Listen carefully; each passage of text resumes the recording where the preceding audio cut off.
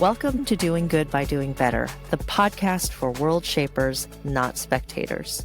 I'm Margaret Rogers, CEO of Pariveda, a professional services firm that helps make potential possible for our clients. On this show, I talk with founders, executives, and innovators who share hard lessons, bold ideas, and real strategies for purpose-driven growth. This episode will offer practical insights you can use this week to solve forward. Because at Pariveda, we know that doing good only endures when we keep learning how to do better. Today, I'm with Luciana Núñez, former Managing Director and CEO for Danone Early Life Nutrition US.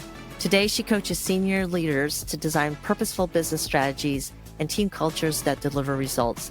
She is a certified coach through Columbia University and a co-author of the Amazon bestseller Coaching Power, and just an amazing person all around. In this conversation, we look at how trust and empathy show up in daily leadership, what it takes to scale culture and performance, and practical ways leaders can coach for results. Let's jump in. I am super excited. I can't even tell you how excited I am to have you as our guest on this show. And one of the things that made me think of you is because of all the different things that leaders are going through right now in this kind of time. So I was wondering if you could talk a little bit about what kind of challenges are you seeing? What patterns are you seeing that are really challenging leaders right now in your purview? First of all, thank you for having me. It's my honor and my pleasure. So thank you for that invite. And yeah, to your question, you're right. There's a lot going on out there, and leaders are being tested in every possible way. From the challenges that I'm hearing in my coaching conversations is, how do I lead my team effectively through all of this turbulence? It's a storm that is testing even the best sailors and the best pilots. So leading through turbulence is a theme. The other theme that I'm working a lot with, especially with teams on, is how do we project our business into the future? What will that future look like? And what will it require from us as leaders to be fit for that future?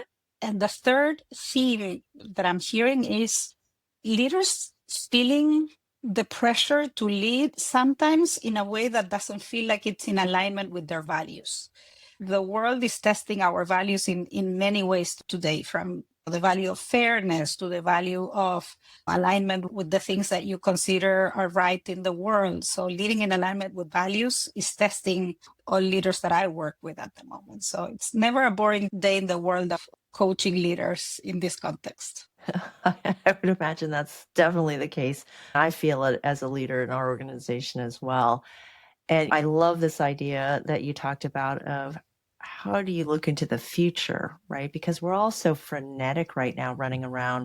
I was wondering if, before we go into that future side of the house, could you talk a little bit about looking back? Like when you think about where leaders were even 10 years ago versus the challenges, how do you think that has changed? That's a great question. I think the style of what it meant to be an effective leader 10 years ago was much more black and white. It was much more clearly defined, articulated. You had almost like a blueprint of what a good leader looks like, and you just had to do the work to fit to that blueprint. But I think being a good leader now is much less defined. I would say it's a little bit blurrier, and it's constantly evolving. So, for example, 5 years ago, even, a good leader was the leader that could set the right direction and have the team go in that direction. A good leader now is a leader that is capable to shift some of that direction, to be adaptable, to be agile, to contain their team at a time where you're going to say, we're going to shift directions, and this is the new vision that we have, and we have to now adapt to that vision. So a leader that can shift in direction is going to be much more effective now than a leader that can hold onto that vision that was much more predictable even 5 years ago. The other big shift that I see, and this might be a little bit my bias as a coach, but 5 years ago, the leaders that had all the answers were the good leaders. Now, the good leaders that are going to be future fit are the leaders that are capable to ask the right questions.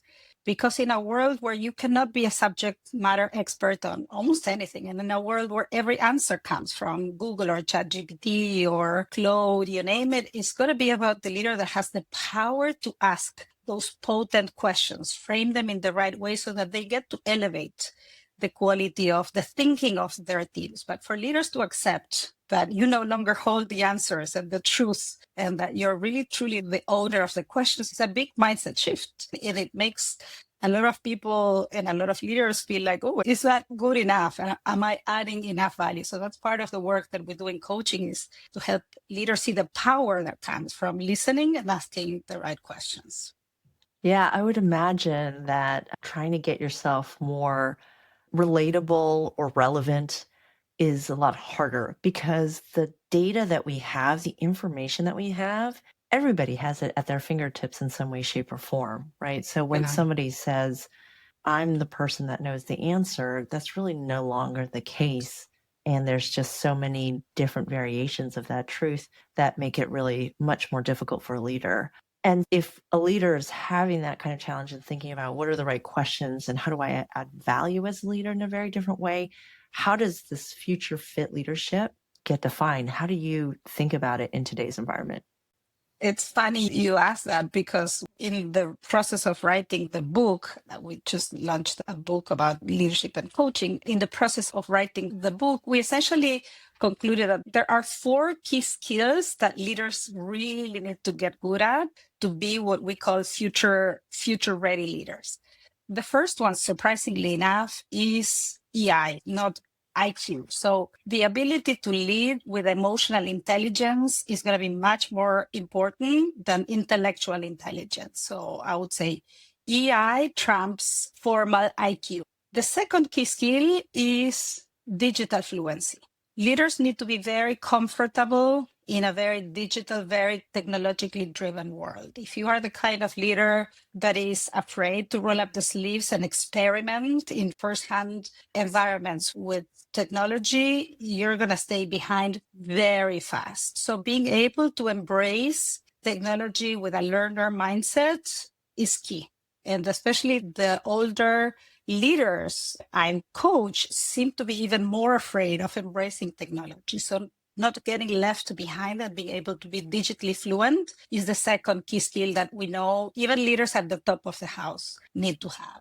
The third one is adaptability, what we talked about today, right? In a world that is going to shift directions 3 times a year, that's what we anticipate, you have to be able to adapt. And you have to be able to create a culture in your organization where they embrace adaptability and they help everyone understand that it's going to become muscle memory, so that people don't freak out 3 times a year. They know that they will adapt 3 times a year. And the last one is one that we call cultural competence, which is kind of, if you will, the next frontier of DEI. There are some elements in common with DEI, but in a world that has vilified diversity, equity, and inclusion, we think that cultural competence helps solve some of these tensions, because the premise behind it is, as a leader, you have to feel very comfortable leading people from very different backgrounds, religions, sexual identities, gender identities, geographies, religious beliefs. You have to feel that you can hold a respectful, curious conversation with every single facet of humankind and be effective at bringing the best that they can bring to you, but also very different styles. A leader that can lead people that are neurotypical and neurodiverse. So being able to be culturally competent is going to make that emotional intelligence component of the first part that much more effective. Because if you're afraid to make a mistake every time, you're not culturally competent. So a leader that is comfortable in that space is going to, I think, make the difference between the best and the rest. That's really interesting, the cultural competence piece. In user experience, we always talk about the big holy grail is to be able to basically personalize on an individual level. And so when you think about cultural competence in the way that you just described it, one of the biggest things that you always hear about is the multi-generational workforce. How many more layers we have, and even now generations are defined by even smaller events that happen. Yes. And so how does a leader be relatable to so many different types of diverse backgrounds and variables in their workforce? You're right. We are very curious in that space. And to your point, the best way to be relatable is to actually start by leading from a place of curiosity and listening. Because if you think that you know every generation, every culture, every style of thinking, and you think that you can adapt to each one of them and change the way you show up, you're going to end up in a crazy game of who am I supposed to be in front of this person at this point in time? And nobody can keep up with that. So the easiest way to your point, be relatable is instead of putting the pressure on you for what should I say, what should I do, is just turn the tables to be curious about the person and the situation in front of you and figure out what's important to them and what's happening and how do we find space of play where we can co-create things together. Things, by the way, that are very business things, a business model, a solution to problems. So instead of worrying so much about what you have to give, it's more about what you can receive in a place of curiosity and exploration, because the beauty is in that in between. So I think taking off some of that pressure from the relatability to the connect ability is where it's at. Does that resonate? It really does. And you talked about the ability to also be digitally fluent. And you take that and you have to be able to tap into the tools as a leader. And one of the interesting things that I know is in your book is about AI. You actually quick touch on AI earlier. And I was wondering how you're thinking about how is AI reshaping what it means to be effective in the next 5 to 10 years? When I think of that question, the first thing that comes to mind for me, instead of a list of answers or tools, is the way I visualize this is I'm very visual, and part of my upbringing as a leader was in the world of marketing. So we are trained to be storytellers. So my brain goes into picturing what does the day in the life of a CEO look like 5 years from now when they've truly integrated AI into their life. So what I picture is, for the sake of the argument, imagine Elena. She's a CEO and she has a virtual AI chief of staff.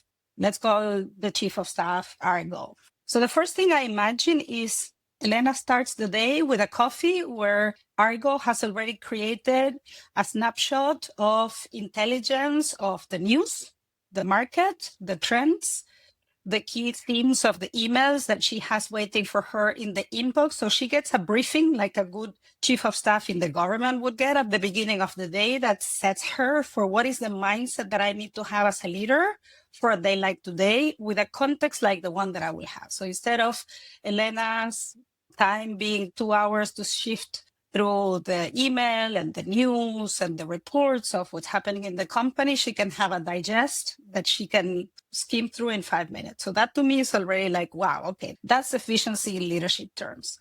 Then she can go before the next team meeting with a little bit of a leadership temperature check for how her team is doing. And her virtual chief of staff can shift through the emails from her team in the last month and look at the sentiment, Slack messages, what the team is talking about, the language that they are using. And for example, I can see a world in which a chief of staff is going to detect this person that is usually very vocal in meetings has been very quiet in the last 3 meetings. So it might be a good idea for you to check in with him and see how he's doing, what's happening. So I can see a world in which AI really augments the ability of a leader to read the room in ways that become very human-centric, but at the same time, you don't need this cognitive overload of having to figure it out yourself all the time. You have that companion that can help you.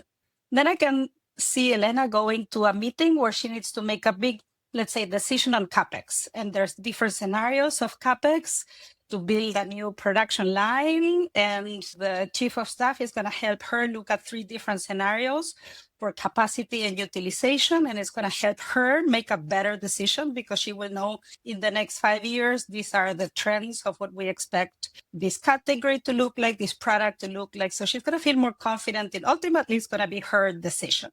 And then I can see a world in which next thing she wants to publish something on LinkedIn. So she's going to record a little voice note and then her chief of staff is going to translate it into a LinkedIn article. And with her approval, is going to publish it. So I can see AI becoming that companion that augments what you do. But I can also see a world in which, because of how effective these things become, Elena will have more time for real human connection.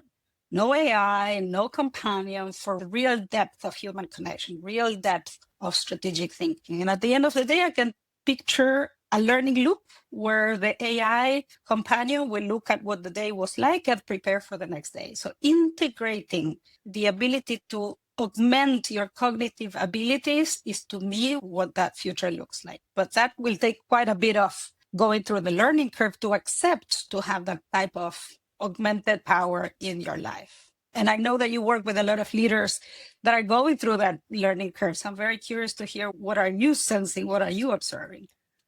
Yeah, what's really interesting for us right now is, and we're seeing more opportunity for really provocative dialogue, is of course where AI and the human part of being a human-centered organization, or how AI integrated do you need to be before you start losing some of the key characteristics that you need just being a person. And one of the things that we had shared internally was that HPR had put out this thing of what people used AI last year for to what they use this year. And what went up to the top was companionship and social interaction, which for me definitely was a surprise. What we see in organizations is still fear about what does this mean for my job, and am I going to lose my job? So I would imagine that some of the leaders that you're talking to are also facing that upskilling challenge. Like, how do I get people to move forward, to embrace it? And at the same time, as a employer, how do I upskill my people so that they can take advantage of the benefits of the AI? Well, that's very true. And I think, to me, what I'm observing in the leaders that we coach, and that's the work that we are trying to do because we're coaches, not consultants. So we're working on their mindset to help them accept that AI will augment their cognitive reach. Because right now they completely rely on their own cognitive reach. And the reach of the human brain, and especially the human day, of what you can do and conclude and research and connect the dots, it's limited. And the reality is that AI makes that reach unlimited. And then the role for the leader is what you do with the cognitive reach. The decision is still yours. The good judgment is still yours. The moral clarity of the tough decisions are still going to be yours.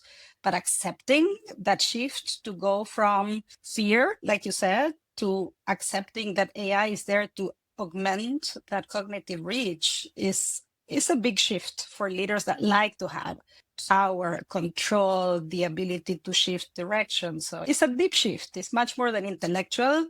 It's a mindset shift. So how do leaders need to shift their thinking to remain relevant and to make sure that they are helping the future workforce to adapt?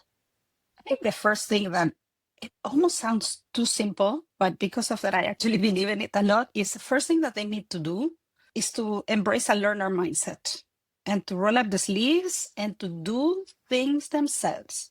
They need to sit in front of a computer or with their phone or whatever it is that is the environment of that AI and play with it and learn and see the power that it can have firsthand. Because like anything that you're afraid of at the beginning, you expose yourself, you try it out, you play with it, and then you, guess what? You discover you like it. And you discover that you can be good at it. And for leaders that, especially at the top of an organization, are so used to having their interactions mediated by other people and their teams, they have lost a lot of that first-hand touch with things. So being able to be in that learner mode, and I'm going to fumble my way through playing with this new AI environment, but it's okay. It's part of the learning process. It's the biggest shift that they can make. Because if they role model that to their organization, people are watching.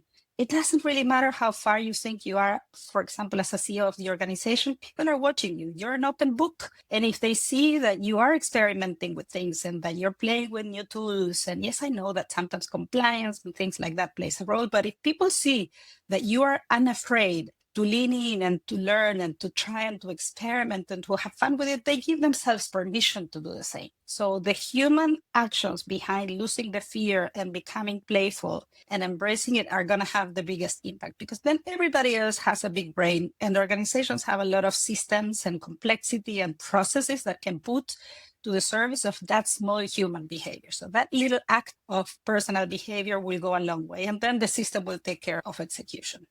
Yeah, you really need to walk the walk as a leader, right? Yes. Yeah, absolutely. I'm curious, you kind of infer it, but if you were to say what are the human qualities that are most important when AI is so deeply embedded in our business, what would you say that would be? For now, I can see three human qualities. I think, as we said before, emotional intelligence is where it's at. You can have the highest IQ, but if you don't have that ability to self manage, self regulate, observe the others, be in tune, be empathetic, that is the number one. Emotional intelligence. All the work from Dan Goldman that he did 20 years ago is now even more relevant, now even more timely. So going back to those foundations is key. The second one is moral clarity. I think that AI will give you the foundations for decisions, but decisions won't be easy. And they will require trade offs, and they will require weighing pros and cons, and they will require navigating ambiguities, and they will require navigating paradoxes. So, being able to have your moral compass so well attuned that you can create that moral clarity for this is the right thing to do in this environment for our business in this point in time is going to be key, because people will trust your judgment. But you've got to create that moral clarity for everyone to feel that in the presence of all the things that we know and that we don't know, it was the right choice to make. So being able to give people that sense of trust in the decision because it was well thought through, it's going to still be a human skill that we need to rely on. And the last one is just human connection, right? In those moments of connection, make them count. If you have 5 minutes with someone, make it a good 5 spacious minutes where you go deep and you ask, how are you doing really? What's going on for you? What are your challenges? How can I help you? Go deep in the time that we have. So the depth and the authenticity of that human connection is going to be much more important than ever before. So those little transactional 5 minutes moments that we had in the past, now that's going to be where relationships are built, because a lot of everything else is going to be done by AI. So those three are the big ones for me. Do you see others? I think those are really, really great ones. And you also talked about like just the curiosity. You got to stay curious and keep pushing. It's the morality of it is really important to me too, because of the fact that everything from access and biases and the data and understanding the fit for purpose of why AI should exist is huge. I always think about, I've been using this statement, which is you have to use AI. AI should help you think, but it should not think for you, right? Yeah. And that's part of the morality piece. You got to exercise judgment. And I know in the book, you actually also talk about how management's going to change in such a way that there's less management as a manager, right? Yeah. And that you lean into the side of what's really important is coaching. You're going to be coaching a lot more. And here with us, we always talk about you need to be able to develop people as a leader because you're building the next generation of workers. And so talk a little bit about that insight. Why is coaching? Why do you think coaching is one of the most important things of a future leader? We talked about the old school leader is obsolete. The leader that has all the answers, that is judging people quickly, that is there to give the vision and then let people run with it. That was a very effective leader a while ago, but in a context where 5 generations will coexist, like you said, in the workplace, the new generations, the Gen Zs, the millennials, they don't want to be told what to do and bossed around. They want to be coached. They want to have someone that is invested in their future and spending time to be truly interested in what are you into, what are your strengths, what do you want to work on, and then let's make a plan for you to really deepen your skills in that, and then what's next for you. That's really the role of a coach, which is to take you from where you are to where you want to go. And a leader that can do that for their business and for their people and for their teams is going to be the leader of the future. So it's being able to assess the present, co-create the future, and then coach someone through the road and the obstacles to get to their vision. That's going to be truly the leader that will be effective in the future. The next one, to your point, is a leader that is curious, because you're going to have a bunch of subject matter experts under your leadership, and you're going to have a ton of data and information from AI and other sources underused. So for you to be able to stay curious and ask the right questions and connect the dots in the right way, that's what a good coach does with a client. Stay in that curious mode and go a little bit deeper, and then do a bit more digging, and then come back to the surface with more clarity, connecting the dots in a different way, reframing, looking at the possibilities, looking at the different scenarios, stepping back, gaining new perspective, bringing new perspectives to the discussion. That is the work that a good coach does in the process of coaching, but it's the kind of work that a leader should do in the process of leading a business. So all of these skills that are for us coaches so second nature. When I coach people, and by the way we coach people is we coach them, but then we tell them what we just did, and we open up the black box of the tool that we just worked, and we help the leaders see the tool, practice the tool, use it with their teams, and then really embed it into their DNA and their style as leaders, as second nature. Those leaders are flying. And the leaders that we have been able to coach and give them our toolkit are the leaders that now, when we see who gets promoted in a company and who stays at the key professional level, the leaders that are leading with that coaching style are the ones that are the thriving stars, the high potential. So embracing a leadership style that has coaching as a second nature, we believe is the future of organizations, but also the future of leaders. But also, if I'm honest, yes, they're going to be more engaging. Yes, they're going to be more effective. But when you lead with that style, you also have more fun. And it's so much more enjoyable as well. So leaders that enjoy going into coaching mode also really get a lot of job satisfaction from their day to day. So I think there's that extra bonus that you didn't expect, that it's also more fun to lead with that style. Yeah, I love that. We all need fun at work. We spend so much time in it. I would imagine with all of your experience in coaching, you've got to have some favorites on how effective coaching has helped a leader in high stakes situations. Would you be willing to share one? A favorite part of coaching for me is team coaching.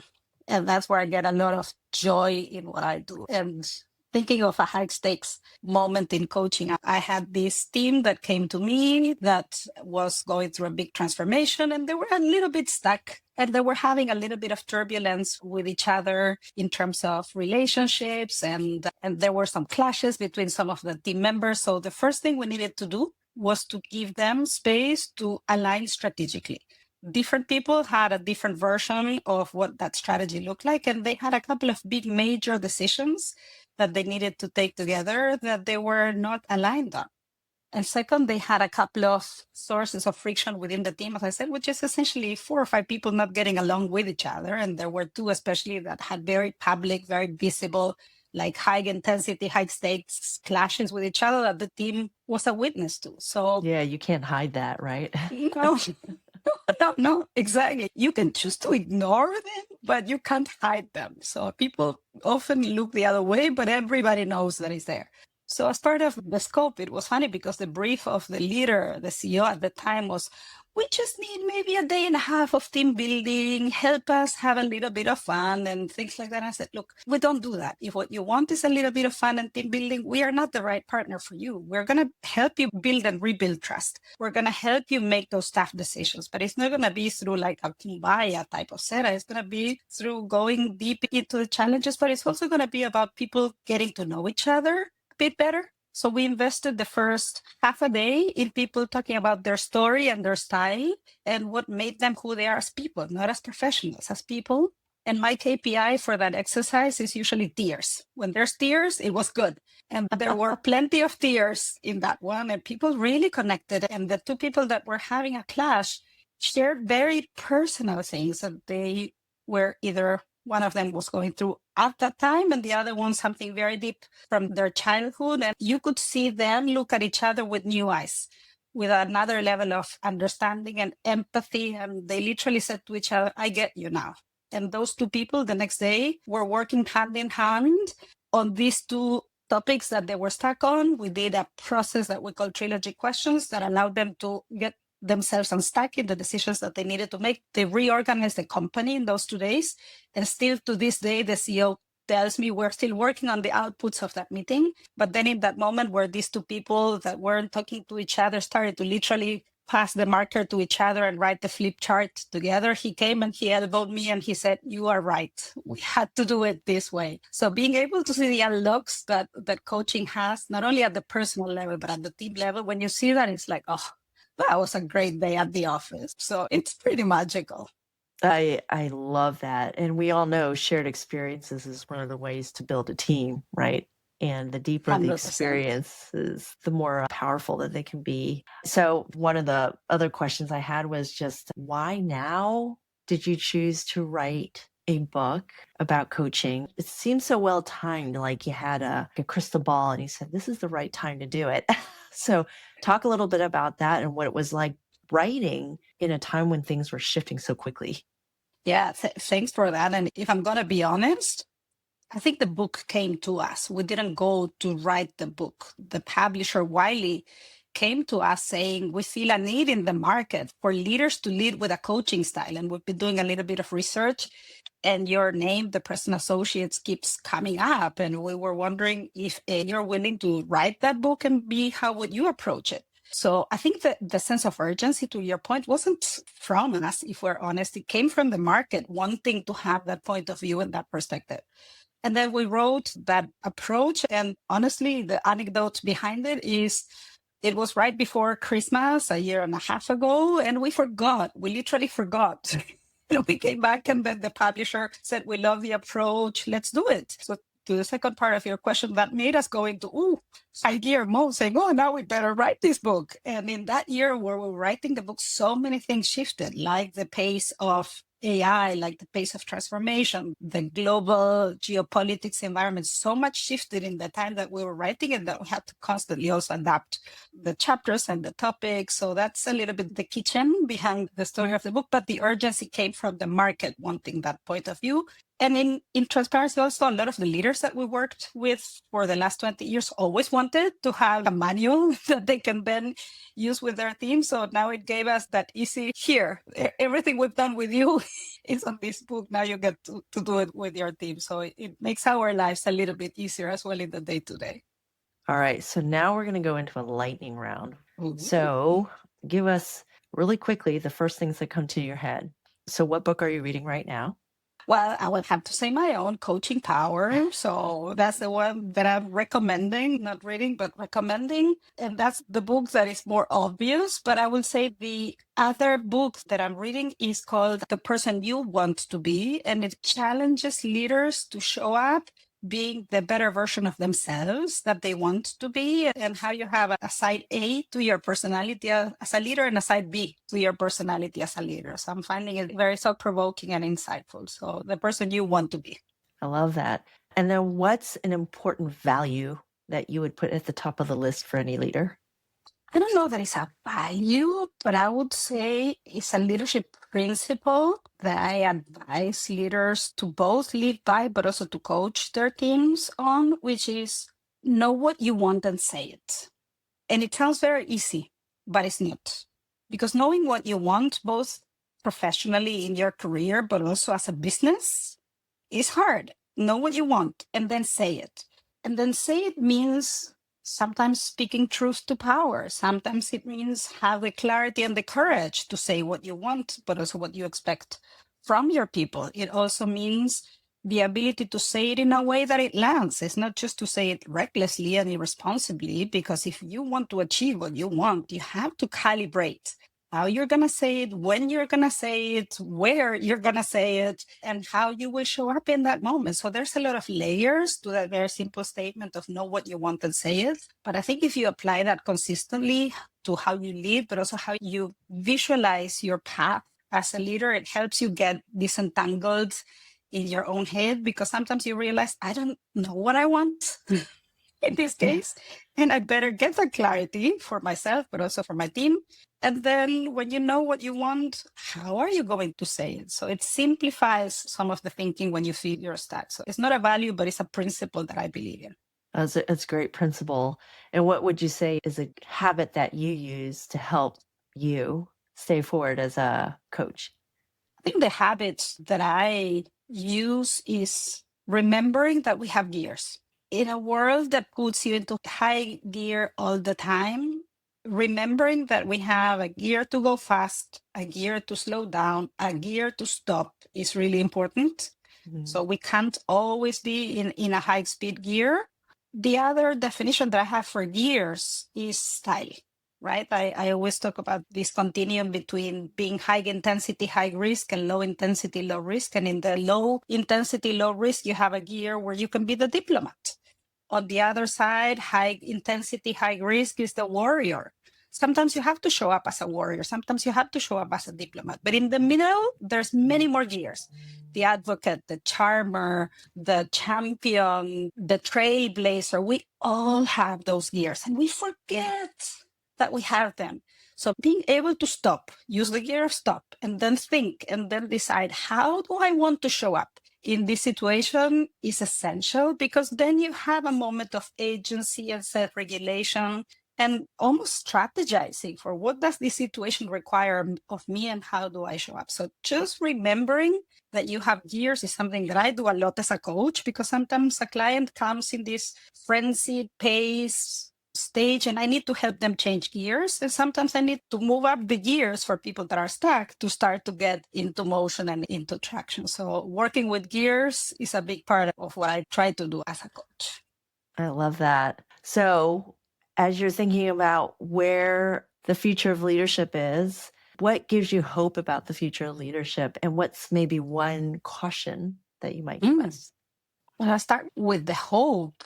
And I'll tell you why, but I'm actually very, very, very hopeful with what the Gen Z leaders can bring into the workplace. I'm in awe of them. The anecdote behind it is I'm coaching the top 30 marketing leaders in a global organization, and their brief for the coaching journey was, we need to co-create the future of marketing in this company. And then my challenge back to them was, well, if you want to co-create the future of marketing, you need Gen Z brains in the room, because they're going to be the ones to shape it, to challenge it, and ultimately to bring it to life. So we created a little squad, as we call it, of Gen Zers that are working on kind of the projects of the future. And I'm blown away by how hungry they are, how smart they are, how they can differentiate between what matters and what's BS. They come well calibrated. So that gives me a lot of hope, and I'm learning from them big time. They are pretty incredible. I always am joyfully surprised because of that. So what's a caution? I think a caution is, in a world that can put you in a place of fear, you might not realize that then you will default into a fixed mindset. And then you have to coach yourself back into a growth mindset to realize that, yeah, maybe I am feeling fear and maybe I am feeling stuck, but I need to coach myself out of this stage, because then otherwise, how am I going to coach my team out of it? So I think a watch out is, don't let the environment put you in that fixed mindset. Coach yourself back into a growth mindset. I love that. So where can listeners connect with you and learn more about your work? Well, I'm a pretty decent LinkedIn citizen. I try to at least regularly connect and interact. So find me on LinkedIn. If you want to know more about the work that we do, www.theprestonassociates.com is our website. There's a bunch of stories of clients we work with, case studies, all the 60 coaches we have in the world. You can see how amazing they are, that you can take a peek there. And otherwise, find the book. And when you read it, I would love to hear what your listeners think of it and keep the conversation going. Yeah, absolutely. We'll make sure we include a link when we're posting this up. And thank you so much again for your time. We're just so delighted to have you and get your insights on something that's just so relevant to what people are experiencing today. So thank you so much. Thank you for having me. It was fun. Thanks for listening to Doing Good by Doing Better. I'm Margaret Rogers, CEO of Pariveda, and I hope this conversation offered you a new way to take your ideas to impact. Follow on Apple or Spotify and join us every other week as we keep learning how to do good by doing better.